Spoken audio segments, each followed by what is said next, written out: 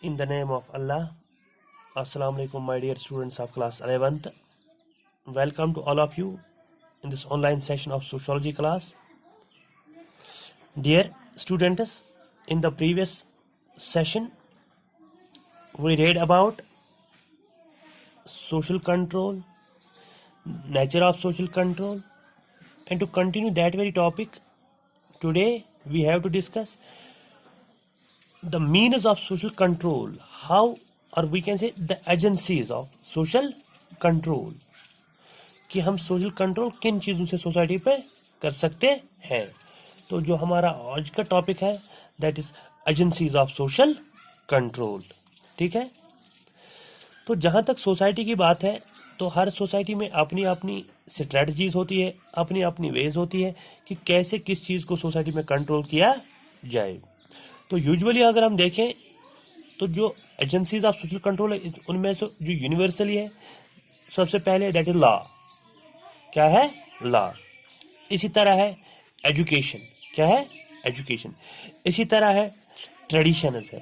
ठीक है, इसी तरह है रिलीजन है, इसी तरह कस्टम्स है।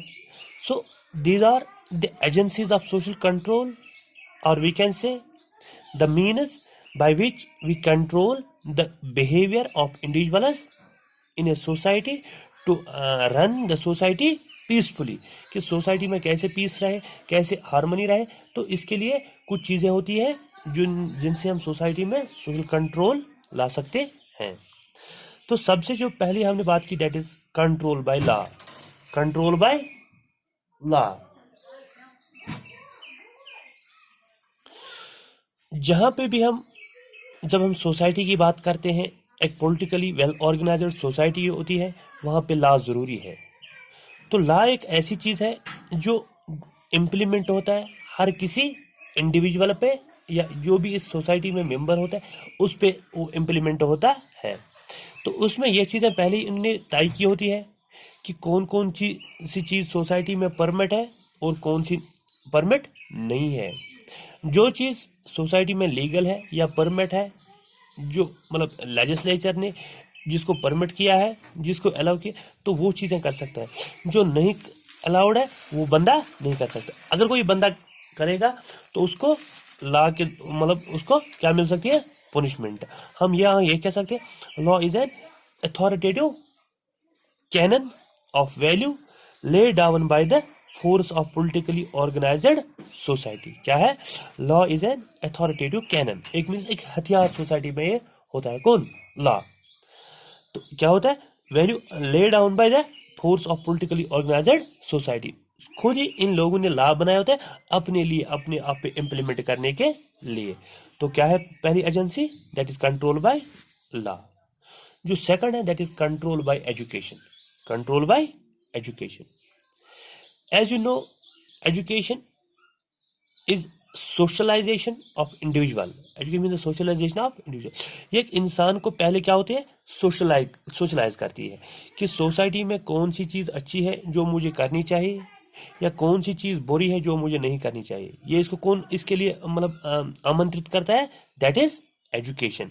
या हम ये कह सकते हैं education is a process whereby the social heritage of a group is passed on from one generation to another। ठीक है, social heritage of one generation is permitted from one generation to another, or we can say the socialization of younger generation।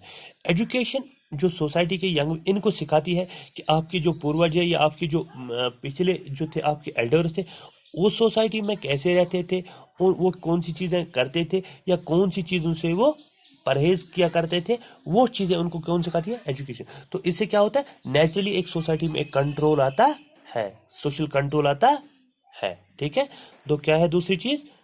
Control by education. जो तीसरी चीज़ है that is control by public opinion. Control by public opinion. Public opinion means राय आमा। राय आमा, जहाँ पे कोई बंदा किसी सोसाइटी में कोई ऐसा काम करना चाहे तो जो majority of the members of that group, और we can see the majority of the members of that society, उस बंदे के अगेंस्ट जाती है, नहीं बंदा आपको ये काम नहीं करना है, that is not legal in our society. तो जो मेजॉरिटी उसकी क्या जाती है? अगेंस्ट, जैसे भी क्या हम कह सकते हैं, public opinion consists of the opinion held by a public at a certain time, held by public at a certain time. For example, कोई आदमी हमारी सोसाइटी में कोई ऐसा काम करना चाहे जिससे ओवरऑल सोसाइटी को क्या होगा, नुकसान होगा, या सोसाइटी में उसका बेनिफिट नहीं होगा। तो जो मतलब फॉर एग्जांपल हमारे यहाँ पे मोहल्ले में होती है कोई कमेटी होती है, या कोई मतलब ऑर्गेनाइज, हमारे मोहल्ले में कोई मतलब जिसको हम कहते हैं समाज सुधार कमेटी, वो उसके नहीं, आपको ये काम नहीं करना है, हम आपको अलाउ नहीं करते। जैसे हम कहते हैं नहीं अब इसके साथ क्या है, इसके साथ अब मतलब हमें कांटेक्ट जो है वो कट करने हैं, इनके घर नहीं जाना, इनके मतलब इनको अपने साथ नहीं मिलने देना है, क्योंकि इनने सोसाइटी में ऐसा काम किया है जिससे हमारी सोसाइटी को क्या होगा, नुकसान। तो बंदा मजबूर होता है ये काम छोड़ने पे, क्योंकि उसको एक प्रेशर उस पर क्या किया गया क्रिएट, उस पर एक प्रेशर किया गया क्रिएट, किन के जरिए से, जो मेजॉरिटी है उन्होंने उस पर प्रेशर क्रिएट किया, तो वो मजबूर हो गया वो काम छोड़ने के लिए। ठीक है, या हम ये क्या भी कह सकते हैं, public opinion refers to that mass of ideas which people have to express on a given issue. हमारी सोसाइटी में कोई बंदा ड्रग एडिक्ट हो गया, अब वो क्या क्या करता है, अब वो सोसाइटी में और बंदों को इन्वॉल्व करने जा रहा है अपने साथ। तो जो एक कमेटी होती है या जिसको हम समाजदार कहें, वो कहती है नहीं इस बंदे पे हमने इस एक ही को कंट्रोल करना है, तो हमारी जो बाकी सोसाइटी है वो बच जाएगी। तो उस पर वो प्रेशर क्रिएट करते हैं, तो मजबूर होता है उसे छोड़ने के लिए। ठीक है, तो इसी तरह है, that was control by public opinion, third one. The fourth one is control by customs or traditions. Control by customs and traditions. Just like हमारी यहाँ पे मैरिज होती है, हमारे वहाँ पे जो और मतलब जो ऑलरेडी सेट की है कस्टम ट्रेडिशंस, अगर कोई सोसाइटी में कोई मेंबर या कोई फैमिली उन कस्टम्स को छोड़ के, उन कस्टम्स को ब्रेक करके कोई और इख्तियार करना चाहे, तो नेचुरल सी बात है वो सोचेगा कि नहीं ये हमारे कस्टम में नहीं है, ये हमारे ट्रेडिशन में नहीं। अगर मैंने ये किया तो सोसाइटी मुझे क्या कहेगी, सोसाइटी मुझे आइसोलेट करेगी। तो उस पर एक नेचुरल सी जहन में उसकी प्रेशर रहता है कि मुझे ये काम नहीं करना है।